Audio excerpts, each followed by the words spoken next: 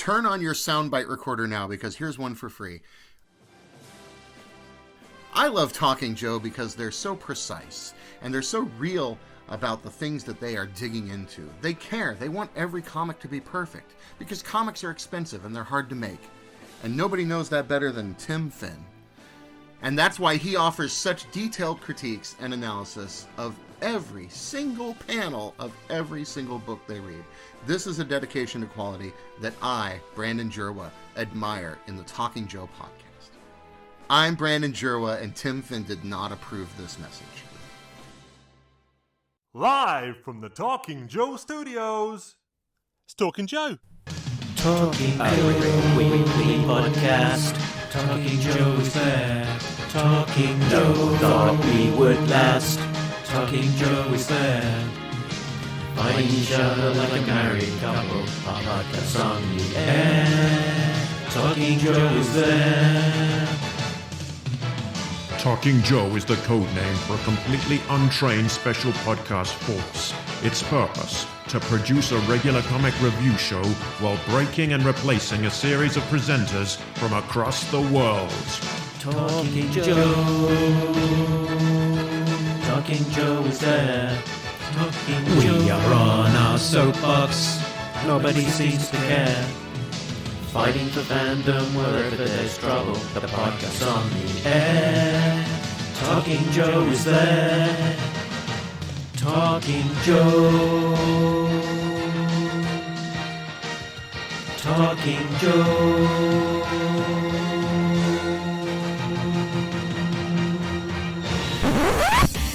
Talking Joe is on the air.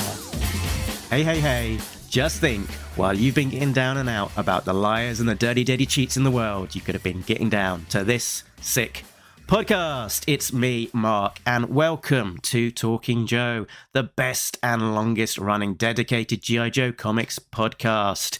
If you are new to the show, you can find out all the details over the website, talkingjoe.co.uk. Today we are continuing our look at the G.I. Joe Disavowed era, the Devil's Due run. And specifically, we will be talking about 2 G.I. Joe Frontline One and Dones, issues 15 and 16 from Devil's Due in 2003. So you've now met the front man. Let me introduce my Squid Game underlings. First up, it's a real American square. It's Tim Finn. Hello, Mark, and hello, listeners. And next up, armed to the teeth, it's the pointiest of all of the triangles. It's G.I.J. Jay Cordray. Underlings? Really? Mm-hmm. Wow. Own it. Howdy, Joe fans. Hi, Mark. Hi, Tim. Are we ready to talk some Joe today? Of course we are. It's been ages in the background, you know. These things come out weekly, but we've had a couple of weeks off, so I'm geared up, chomping at the bit, ready to go. Me too, and there's a lot to talk about with these 2 issues today, and it's not 4 issues or 5 issues. It's not a big arc. Yeah, it's 2 single issues. So let's look at these things. Frontline. They're stalking behind comic scenes, behind the comic scenes. Mark, Jay, and Tim. It's the spin-off that has survived. There's no yawning, find the meaning. Is it good? Is it shite? G.I. Joe Frontline on Talking Joe. Well, G.I. Joe Frontline on Talking Joe. G.I. Joe Frontline on Talking Joe. Well, G.I. Joe Frontline on Talking Joe. So, starting up, we are looking at issue 15 of Frontline.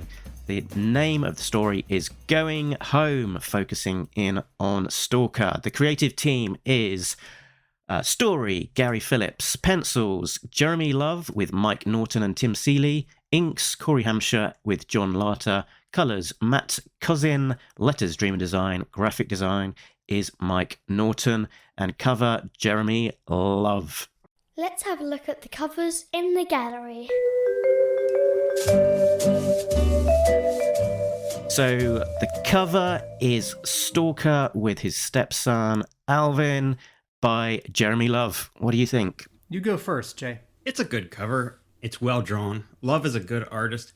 He's not real flashy, and I think a lot of times throughout this story, you'll see characters that are well drawn, but there's not a whole lot of movement, not a whole lot of camera movement.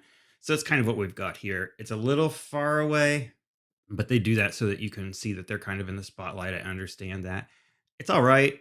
We'll get into the specifics about Alvin later. He's not sure how old this kid's supposed to be, but he's very short in this picture, much, much shorter than Stalker, but he is throughout the whole issue. Yeah, the colors are fine. Art's fine. It's, like I said, it's not a great cover. I wouldn't, if I didn't pick up G.I. Joe every month, if I was a casual reader, I don't know such a thing exists. If I saw this one, would this make me pick it up? I don't know. It wouldn't do a great job of selling the book for me. So I go back to this rule, which I think this comes from Stephen Grant, comics writer. A good cover should ask a question and the interior answers it. Now, there are certainly exceptions to that. You can have a cover like G.I. Joe 53, which is just a very cool portrait of Snake Eyes. And certainly there are a lot of covers nowadays, G.I. Joe included, a lot of those variant B covers where it's just an action shot or a pinup. So this idea of a cover asking a question, it's not a hard and fast rule, because you can compel me with a cover like G.I. Joe 47, right? Devilfish. It's like, okay, I don't know who they're shooting at. I don't know who's shooting at them. It's probably Cobra. But that drawing is exciting enough to get me to want to buy the issue. Right. Anyway, the Mike Zeck cover with Wetsuit and Hawk and Beach It. The one with Snake Eyes, though, was kind of a one-shot. That was during 1 month, I think, when all the Marvel covers had static covers like that. So yeah, the 25th anniversary in 86. Okay, so G.I. Joe Frontline 15, the problem here is that it's in between these two things. It's half asking a question, because Stalker and his kid are looking at something, but they're actually looking in different directions. Stalker has his gun, and both of them seem... Kid seems surprised. Stalker seems concerned. They both seem concerned. And there is a light source. Now, I'm not going to be so specific that I need to know, like, are these headlights? Is this a spotlight? Is this just sort of any generic light and there's a shadow for the sake of drama? But I think what's missing here is some indication of who is surrounding them. And, think of the cover to G.I. Joe 117 by Michael Golden, Destro Search and Destroy Part 2, where Destro, the Baroness, and a couple Joes are coming at us, and there are Night Creepers and Night Vipers around them, sort of pointing weapons at them. And that cover also involves a brick wall. Now, it's always unfair to compare any artist to Michael Golden, but if this cover, if we backed up like 5 more feet and there was like a fist on the left side holding a knife and a fist holding a pistol on the right side, and those could be colored like dark blue, so the indication is that they're sort of a separate layer, So this cover is missing something. Barring that, imagine with all this negative space under the two names under the number 15, all this negative space over Stalker's shoulder and the word hero, real American hero, if there was a caption, right? And it's like, Stalker goes home to discover his son has found a world of trouble, right? Or like on the mean streets of, is it Detroit? On the mean streets of Detroit, Stalker and his son are going to find they've got a price to pay, And then like instead of like on the bottom Frontline, it's like, Clutch goes home the hard way. It's like, give me the title or something. So this cover is I like the drawing. It's, as a concept, it's half-baked. Yeah, it's I was sort of put in mind a little bit of the G.I. Joe issue 17 from Devil's Due that we looked at from the Cabal, where I think it's Flint and the Baroness are surrounded by some sort of Russian mafia goons, and they've got the guns pointing to them, and it sort of feels like there's almost a comic sort of shorthand or rule that if your back's against the wall like that, almost as you kind of hint at Tim, that there kind of needs to be something encroaching from the side of the panel to kind of indicate what is that menace. And similarly, there's the big black shadow behind them, which sort of seems very important to this image, but there's not really an indication necessarily of why there's such a big looming shadow, what's causing it. And again, comic shorthand, if there's goons looming over you, perhaps it would be their shadow, casting down across the the heroes of the piece. Yeah, not especially exciting for me. At the same time, there doesn't have to be adversaries with weapons threatening these two characters. You could, change what the kid is holding or doing. You could have the two of them looking at each other. It could be an argument. There is more than one way. There are more than two ways to finish the idea of this cover and give it a different idea. There isn't one solution for this cover. Hey, Tim, what is the Green Lantern? Was it Green Lantern or Green Arrow with, was it Speedy shooting up on the cover and Green Lantern's walking? It's a Neil Adams cover. Think of how impactful that would be, something like that. I mean, obviously, we're not going to have somebody shooting up on a G.I. Joe cover.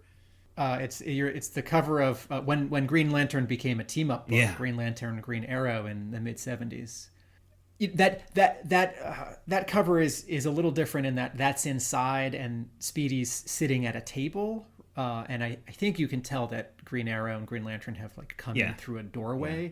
But yes, it's another case. And also like you said, it pulls back and shows you more of what the surrounding. That one has dialogue. The cover goes, it's Green Lantern. You always have the answers, Green Arrow. Well, what's your answer to that? My ward, Speedy, is a junkie. DC attacks youth's greatest problem, drugs. Wow. Yeah.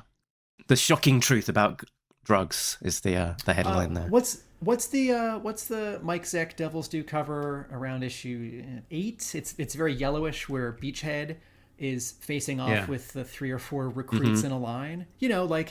That cover doesn't ask much of a question, but it's a scene which feels like it has a beginning and a middle, and you can fill in the end, right? It's like, oh, one of those recruits just mouthed off at Beachhead, or Beachhead is telling these recruits that they're in for a world of hurt. But Stalker isn't talking, Alvin isn't talking, we don't know what they're looking at.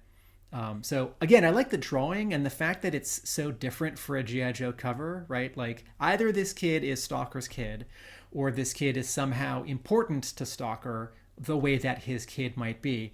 And the kid's in civilian clothes, and Stalker's in sort of his uniform, sort of in civilian clothes. So there is enough information here that I am intrigued. And in the last, year, with my box of all these Devils Do comics, knowing that we'd get to this every so often, I saw this one, and for 2 reasons.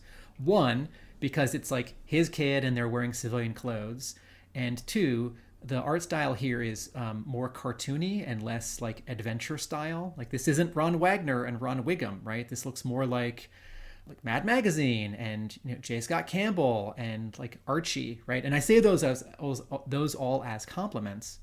Those 2 things have for a long time been enough to get me interested in reading this issue. So while the cover on its own merits, it's not a great cover, because it's different from other G.I. Joe covers, I am intrigued. Okay, let's find out what happens in this story with a plot breakdown. Take it away, Jay. G.I. Joe Sergeant Lonzo Wilkinson, codename Stalker, is returning home to Page Manor District in Fairborn, near Dayton, Ohio. Stalker has been away a long time and is greeted warmly by his wife, Lydia.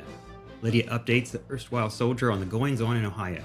Their son, Kamal, has grown another inch and is starting to read. Unfortunately, Alvin, Stalker's stepson, is not doing as well. Alvin is having problems in school and is taken to running the streets. Lydia fears their son is involved in drugs or gangs. Stalker takes to the streets and locates Alvin, who, sure enough, is smack down in the middle of a turf war involving rival gangs G Hustlers, led by Mad Anthony Brown, and the Six Rivers gang, led by no one in particular. As he watches the 2 gangs, Stalker flashes back to the days of his youth and his own involvement with drugs and gangs. He remembers the pivotal moment when he turned his back on dealing cocaine with the Mafia. A fight breaks out between the gangs and Stalker rushes in to pull Alvin from the melee. Before they get away, however, Stalker sees Mad Anthony wailing on a rival gang member with a pipe and stops him. Mad Anthony's lieutenant puts a gun in Stalker's face, which he nonchalantly takes from the would-be killer, impressing the gangsters. Stalker drives Alvin home, never once questioning what happened to the whites of the boy's eyes. The next day, Stalker visits the boy's principal and sets about gathering intel on his latest target, Mad Anthony Brown. The following night, Stalker tracks the Six Rivers gang to a rail yard and plants explosives to blow up a shipment of drugs. Mad Anthony sees Stalker and is about to shoot him in the back when he is tackled by Alvin. Stalker fires a gun in the air, scattering the other gang members.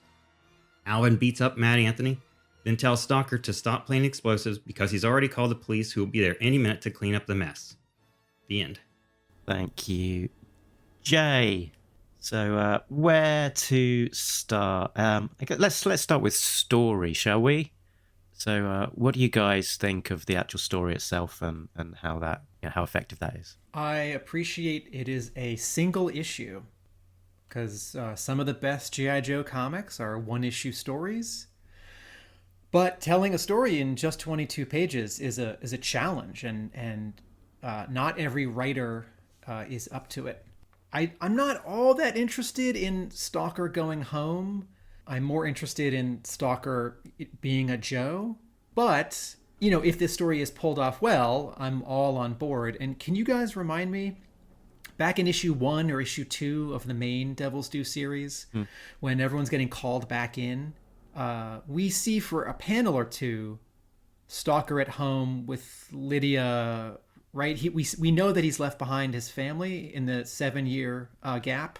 Yeah, that's right. Yeah, we've established that. Yeah, Stalker has got sort of a family unit in the intervening years.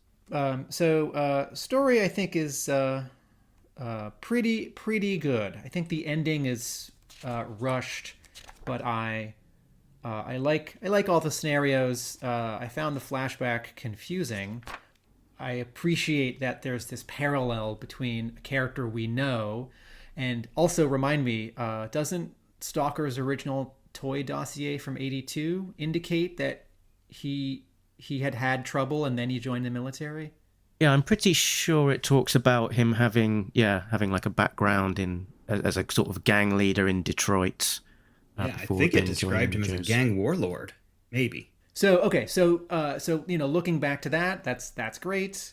The thing that didn't quite work for me is I feel like 3 different times someone said, Alvin is on the edge. Alvin is on the ledge. Alvin is at that point in his life when he could go either way, between Lydia, Stalker, the principal, and then maybe one of them says it a second time. And for such a short story, only 22 pages, right? Like, you don't need to repeat anything. So you can like cut into the scene a little bit later so that, for example, the principal isn't saying in different words what Lydia said a couple pages earlier. It's like, I haven't forgotten.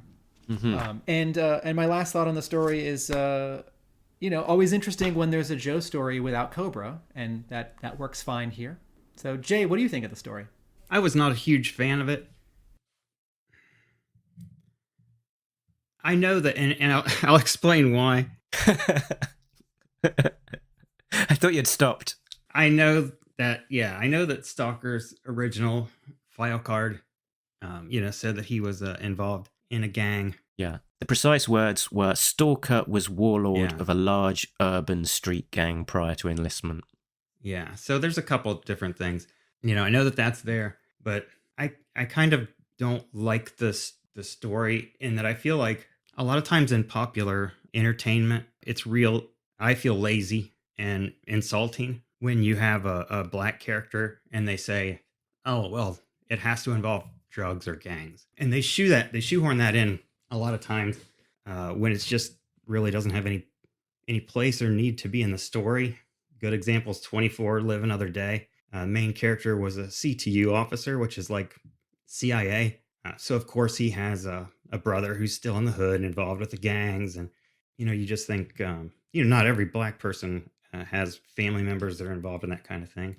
I don't know. It rubs me the wrong way when I see that, because I have black friends that are very successful and they don't have any part of any of that. And I feel like it's kind of stereotyping in a bad way. I'm not familiar with Gary Phillips as a writer. I don't know whether this is kind of a an area, a background that he's familiar with. If it is, I don't think he's necessarily using his background to the best of his abilities, because for me it does feel like a bit of a flat story. It just feels a little bit cliche, young black kid, coming into trouble with drugs and the Right. Like there could be something else. yeah, the motivation for why he's in trouble, because he's doing well at school, he's got parents that love him, look after him, and yada yada, and all the rest of it. So the motivation for why he's getting into that trouble, and then the turnaround as to how he gets out of trouble and decides that he does want to be, I don't know, does not want to be in that situation, and decided that Stalker is a good guy after all. Quite why that is, I don't fully understand. So it just seems a bit cliche, a bit lazy, and just the sort of the overall what happens in the story. There's just, it seems to be not a lot happening, of a lot of talking heads, a lot of very big dialogue, word balloons, not a huge amount to necessarily get me excited or really properly invested in it. Yeah, into the story and the characters. So as food, not a counter, as food for thought, both the writer and the artist of this story are black. And if a black writer is trading in the sort of trope of like black characters involved in crime or like drugs or being in gangs, is there more leeway for that than if a white writer is doing it? Or is the black writer sort of like mired in the same stereotypes and archetypes that sort of all of the writers and all of the readers in America right now are? Also, is this like a one sentence that someone at Devil's Due handed to Gary Phillips and said, oh, you want to tell a story about Stalker going home and do something with his past? It's like, well, here's the one sentence or the two sentences we know about his past. Or, is this a concept that was pitched by Phillips? I do note on Gary Phillips's website, he's written some things that I'm not familiar with, but he's also written some things for DC, for Vertigo, for Hardcase, which is the crime imprint of Titan, for Boom. And I think I read his graphic novel Cowboys a decade ago, because Brian Hurt, an artist who I really like, drew one or two of those Vertigo crime original graphic novels. They were published as very small black and white paperbacks. And I'm pretty sure I read this. So while I'm not familiar with Gary Phillips's work, I think I've read something by him before. But notably, his website doesn't mention this one G.I. Joe issue. And I don't know if that's because it's possible that I haven't searched his website enough. Although it doesn't seem all that dense. It might be because, it's early work and he's a more developed writer now. And not everyone talks about their earliest work. Yeah. It might and be it's just, that it's... just one issue as well, right? Although he does somewhere on his website sort of point out like how many specific comics he's written. But it may be that because it's like a licensed thing, it's not quite the thing that he wants to promote, although there is a little bit of licensed work elsewhere on his website. I wonder... if the fact that there are 3 credited pencilers and 2 credited inkers, I can't quite tell where Jeremy Love stops drawing, or maybe he draws the whole thing, but he's sort of leaning on some layouts by Mike Norton and Team Seeley. Usually in that kind of case, it's like, oh, someone ran out of time, or the editor gave them like not enough time, and so other people like did the final pages. Other people helped finish the book, and I can't quite see it. It doesn't even look like the final final pages are someone else. It all does look consistent. But I also wonder if, like we've heard that sometimes things were going really well for Devil's Due, and sometimes things were rocky. I wonder if the fact that this isn't on Gary Phillips's website and there are 5 credited artists, if there was some kind of artistic compromise in the making of this comic, such that the person who wrote it. At the same time, I haven't updated my website in 10 months. So, maybe Gary Phillips is like, oh, there's like 4 comics I wrote at the beginning of my career that I sure need to... No, it's interesting you say that though, Tim, that normally when you do have, number of credited pencilers, it is pretty obvious who has done what. You know, that one page is by one penciler and another is by another, and there's a big enough difference in style, particularly if you're aware of there being multiple artists, that you can pretty much figure out which pages have not been done by the main artist, whereas it's less obvious here. So maybe it's finishes, maybe it's breakdowns, you know, something along those lines, rather than it just being one person does one page and one person does the other. I think probably a black writer does have more license to tell this sort of story without it feeling problematic, you know. But it doesn't necessarily make it a better story. Jay, I wondered, as an Ohio native, whether you're familiar with the area in this particular issue. Oh yeah, I'm real familiar with Dayton. I got a lot of friends over there. I'm not necessarily familiar with the Page Manor district, but there's a lot of little suburbs around Dayton. So yeah, I'm probably more familiar than most of our listeners, definitely. And I've been to Dayton twice because there were two BotCons have been, or one, I forget. 1995.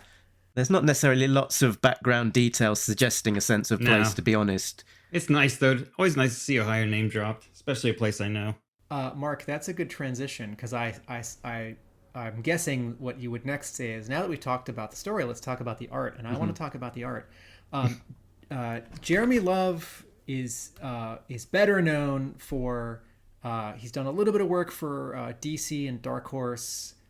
He's done a little bit of licensed work. He did a little bit of Fraggle Rock, and he has a graphic novel called Bayou, which looks like fun and entertaining. So, but this does feel like, you know, early in his career.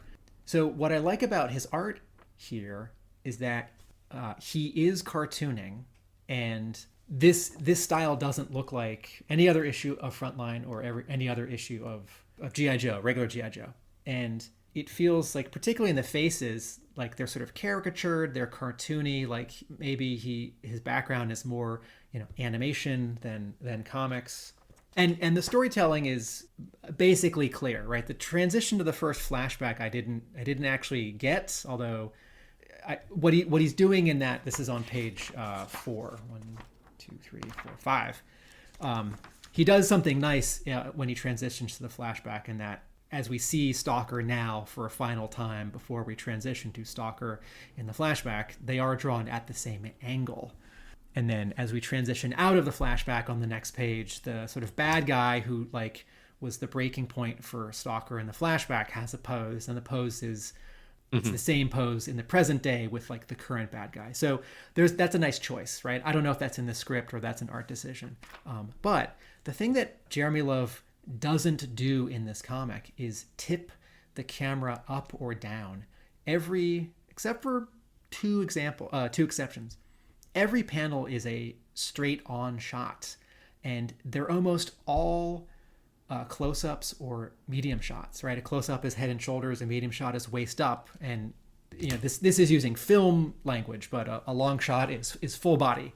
And yes, there are some full body shots, but the storytelling ends up being sort of claustrophobic because Love doesn't leave a lot of room for backgrounds, and almost never in the story draws a panel where the background is primary and the placement of characters and their movement within that space is secondary. And what this says to me is that at this stage in his career, he is not comfortable drawing backgrounds. And it's not proof, but my circumstantial evidence for this is anytime there's something that would be exciting or illustrative to set the scene, in drawing it straight on and kind of close and avoiding drawing it, he misses an opportunity to let us know how the space feels. So when we're in the principal's office at the school, it's like, what do I see of the principal's office? Almost nothing. I see some desks, some window, some curtains, nothing else. I don't know if it's a big spacious principal's office, a small cramped one. I don't know if there's a lot of clutter. Yeah. And then 2 pages later, right, Stalker's in not a Starbucks, but something just like a Starbucks, and some people are walking by outside. And Starstruck.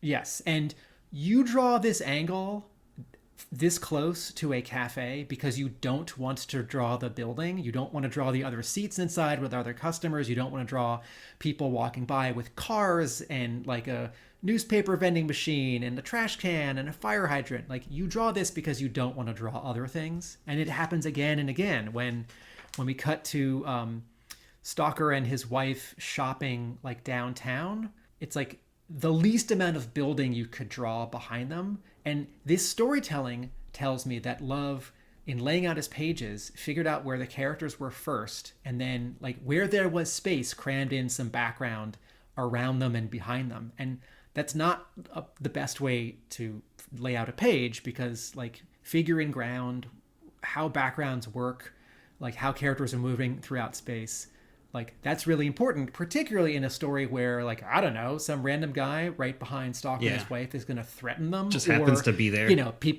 or people have like guns and they're like rappelling down buildings. And then it happens again in the train yard, where it's like, how much of the trains do we see? Like very little. So these scenes have, it's not just like the illustration, the depiction, the clarity of space.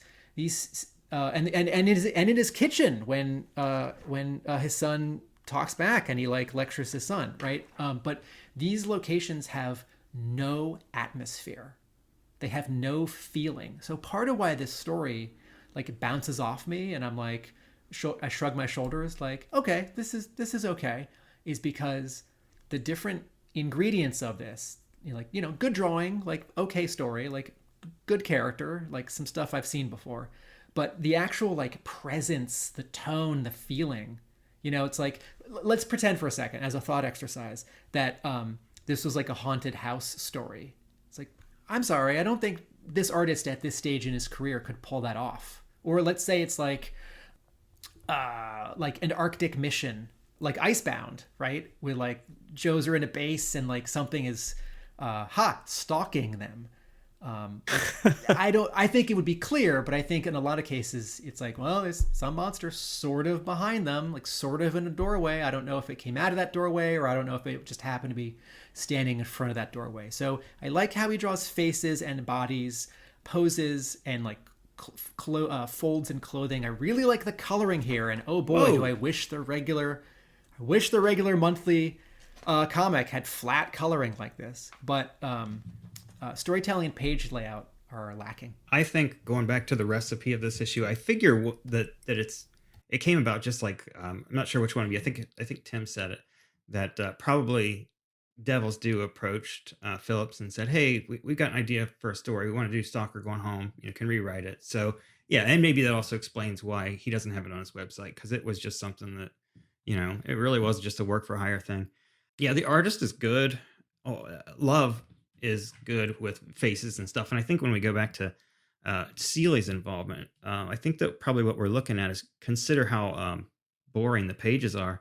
Probably Seeley did thumbnails, and then Love did the pencil work, and Norton came in with his design and added all the guns and technical stuff that is there, because there are a few nice shots of firearms and things like that. But yeah, there's no visible Seeley. I think it's under the surface, and it's that flat, you know, just kind of mid shot, not giving you any kind of background or environment that Tim's talking about. I want to point out two other little things. In the train yard, there's a panel where there's a hand. It's at the top of a page. It's like the, I don't know, fourth to last page. There's a hand and there's a grenade over it, and I think the hand is throwing the grenade. I think Stalker is the person who threw the grenade, but I can't actually tell, because in the previous panel, he's not holding a grenade. And I mean, like, the story suggests that it's him because he then has a gas mask. I guess it's a gas grenade and the bad guys are all coughing. But, you know, the hand that we see throwing the grenade, like that doesn't connect to his body. And then at the bottom of this page, it's also, the grenade is in the top left-hand corner in the gutter of the page, and it gets a bit lost. I think as a comics rule, you wouldn't put something important or significant in the top left-hand corner. Yeah, from the that's a good point. The grenade needs to be nudged to the right because it's being thrown from left to right based on the angle of the hand, but it also sort of looks with those speed lines. Like the grenade is like zipping past his fingertips from right to left. And then on the bottom of the page, two of the bad guys are like knocked out, and we see their faces, right? And here, this is this weird like compromise in perspective where like technically the camera should be like looking up at Stalker, because the camera here is like 3 inches off the ground because of these two bad guy heads, right? Like lying on the ground. And yet the perspective of the train, it's all straight lines up and down. So the background is drawn in 1-point perspective, but this background, we would actually be seeing those train cars in 3-point perspective. Anyway, in the middle of the panel is a black silhouette, and I think it's Stalker, but I don't know what he's doing. And the next I turn the page and there's an explosion, right? And I couldn't tell. It's like, oh, is that a bomb that Stalker just planted? Did one of the other bad guys off panel like throw a grenade or fire a rocket at Stalker? Did something inside the train blow up? So yeah, I had no idea what was going on there either. Yeah. Error detected. Error detected. No prize incoming. I spotted an error on the page before he's throwing the grenade, which is that one of the gutters is painted as a dark purple rather than white. It's the panel above where Stalker is grabbing a goon from behind, and then there's a train above his head, and it's been coloured to make it look like it's one scene, whereas I think the panel immediately above is meant to be like an establishing shot of a train yard with then him underneath. Similarly, just above the moon, there's you sort of lined up with the top of the moon in that second panel. You can see a horizontal line as if there was supposed to be a white gutter underneath the panel of the kitchen that would separate the first panel from the second panel. But then it would also clip the top of the moon, which compositionally is like a small panel. Quite subtle. Yeah, it's been coloured over the top of. You're talking about stalkers being stalked, but I do wonder whether some of the characterization in this story does point to how Stalker got his name after he's standing in the dark wearing his night vision goggles, looming over Mad Anthony in his bedroom. Named Stalker for a reason. Hey, Stalker proves in this one that you don't want to mess with this dude.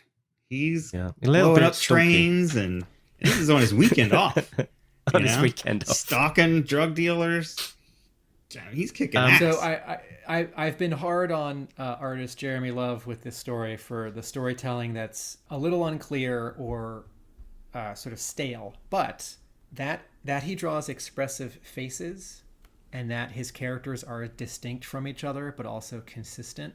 Like, the guy on the cover with the furrowed brow, every single time I see those eyes, that nose, those cheekbones, that mouth, that chin, like that is Lonzo Wilkinson. Every single panel, every angle, every expression. And that's not a small thing because, like there are lots of G.I. Joe comics where like every male with a full head of hair is just like the same head. And that's a certain kind of shorthand, which is fine. Some guy has a goatee, some guy has blonde hair, and that they're all different. But it is exciting when you get a certain kind of artist or a certain level of artist in comics where everyone does have distinct facial features and you can tell them apart, even if they're out of costume or with sort of less costume. I see quite a lot of Mike Norton in the way that Stalker's drawn. So yeah, I don't know whether he had anything to do with that aspect or not, but could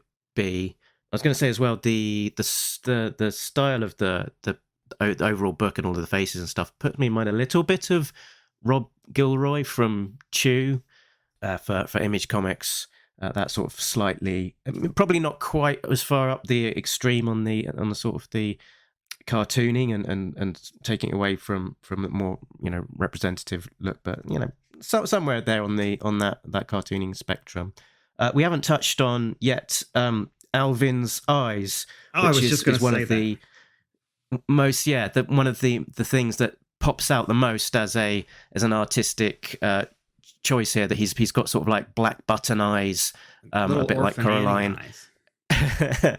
sort of similar sort of to the way that kind of you get those just black eyes in a lot of like the Captain Marvel Fawcett kind of comic look to it. But sort of interesting choice to just have him as the sole character with that particular kind of artistic interpretation, and it makes it very distinct for Alvin as a character. I like it. Mark, to throw one more artist. So you just mentioned what this looks a little bit like to you. Jeremy Love's art here to me looks a little bit like Cully Hamner. Ooh. Cully Hamner Nice. is someone, he's done a lot of work for DC Comics in the last 20 years. His style is both realistic and adventure style, but also he cartoons. What all these faces make me think of him. I think those dots for eyes on Alvin are great. I can imagine a lot of Joe fans who want a more, Ron Wagner standard American adventure style. Like this either doesn't work for G.I. Joe or it's distracting because it is just the one character. But it seems like the rules of this story are that it would be for the just kids, that like he's a minor, whereas everyone else in this story is 18 and up. Jay, you okay with the dots for eyes? I don't like it. I'm the one that you talked about that likes everybody to have that Ron Wagner mold. The bigger issue that I have with Alvin really is just he looks like he's like 10 or 12, 9. I really can't tell how old he's supposed to be. I mean, it seems like I would think would be a little bit older in this story. You mentioned reinstated, and I think that in that we saw Stalker with a couple boys. There wasn't really any mention that one of them was a stepson. And I was thinking about this. I think that maybe what they did was they kind of did a slight retcon. I mean, they're retconning something that wasn't said necessarily and making the older boy his stepson. Because all this just takes place 7 years after 155. So it's like, well, he's not going to have a 7-year-old that's involved in this stuff. We wouldn't think so. I don't know. I think that's why they did that. Why they made him the stepson, so that they could say, well, he's a little older. Lydia had him before she got with Lonzo. It does give that tension. I don't know. I wanted, in terms of how old Alvin is or how old he's drawn, I want every artist to get everything right all the time. At the same time, there is this range. Like, you see a 10-year-old and they're wearing certain clothes, or they've got a little bit of makeup and they just look really much older. Or you see an older kid and you're like, how old are you? And they're like, oh, I'm 13. You're like, oh, I thought you were 16 or 17. So, when like how fast kids physically mature, what they're wearing, what the lighting is, if they're wearing makeup, there is a big range here. But yes, I take your point that it's a little hard to tell. I want to go back to the second flashback when, or maybe it's the third, when Lonzo and his gang friend are meeting these two mafia guys On a hillside. And his friend says, my new friends and me are going to convince you that you need to retire, Lonzo, for good. And so we see two guys like approach, and they're now close, and they've got like hats because they're in the mafia. And then in the next panel, this is at the bottom of the page, Lonzo's already punching one of them, and the other one has his hand on Lonzo's shoulder. And Lonzo says, now that we got that distraction out of the way, you and me need to have words. Dig? It's like, again, here's this place where the drawing and the script do not match up, where I think this is what Lonzo would say after he's punched both of the bad guys, not one of them, and the other one is about to grab him. Because I sort of thought in the next panel, like the other bad guy twirls him around and punches Lonzo, or Lonzo gets twirled around and punches that guy. And then Lonzo can say, now that we got that distraction out of the way, you and me, my friend who just betrayed me, are going to have words. Dig? After you draw a page, if it doesn't like work, someone, an editor, should say, oh, this doesn't work. We need to like take this panel and like shrink it to, 70% the size and like crop it a little bit and like move this word balloon and like draw a new panel where like we visualize the story beat that like demands to be shown here for clarity. I do love these guys' faces, though. I'm back on page 14. The first on the second panel, his Stalker's friend, his face is great, and then the mobsters on the second page. That first guy just cracks me up. How I don't know, just the look of he of looks his like face just Ernest kills me. Borgnine. Yeah, yeah. Also, so okay, I was thinking about that, and I have things to say about issue 16 as well, and it occurred to me that if our listeners sometimes are bummed out that I seem to salivate at the like pointing out an analysis of mistakes in comics, right? Like a storytelling that's not clear, or like, oh, this guy's hand is colored the wrong color, so I can't tell who's coming into the scene. It's not that I'm reveling in the mistakes or trying to embarrass the people who made these choices. It's that I think of this sort of ongoing discussion of like clarity in storytelling, or like maximizing the use of your tools in comics. I think of this as like sort of a mission, because I think a lot of people who read comics don't always know why they don't love a comic. And if it's the storytelling and they've never quite thought about storytelling, and I don't know, in an episode of Talking Joe, someone hears me say like, oh, the camera really needed to be further back so we could see so-and-so coming into the room, because it's not clear if they were already there or not. I'm sort of hoping with all of these like critiques that sort of the next person to draw a G.I. Joe comic, or write a G.I. Joe comic, or edit a G.I. Joe comic and catch a mistake will be a little more wary or aware of, like maximizing clarity and seeing something as a mistake, Or just any writer or artist that happens to be listening, could learn things. I mean, you're a teacher. That's what you do. And I learn stuff from you all the time, especially as we're going through and you're talking about stuff like background. And you hit it right on the head when you said sometimes a reader might not think, well, why didn't I like that as much? It happens to me all the time. You'll say something, you'll be like, well, if we'd seen more of an establishing shot, I go, oh yeah, that's what it needed. He's right. So totally. And I do want to say, in terms of Jeremy Love only drawing, except for two examples, drawing every panel straight on, there are artists in comics who do that, right? Mike Mignola does not draw cameras aiming down or up because he doesn't want to. And in Hellboy, that works because A, the story that Mignola is constructing as he draws doesn't necessarily need it, right? It's like, if like a monster is coming out from behind Hellboy, like a straight on view is going to sell that idea. Like Mignola is a good storyteller. Also, he's a master of design and like placing shapes, placing shadows, and like poses and acting, even if, all of his characters sort of look like sculptures and there isn't a lot of like cartoony face acting. Similarly, I often compare G.I. Joe to Punisher on this podcast because there are some similarities, right? And like the definitive artist for the Punisher of an entire decade, Steve Dillon, tends to only draw straight on shots, kind of in that Mike Mignola mode. Steve Dillon does not draw like the very first Punisher page that he drew back in the first miniseries, right? When Knights was launching and he was teaming up with Garth Ennis, right? Punisher's holding, I think it's the first page, right? Punisher's holding that guy, like he's going to throw them off the top of a building.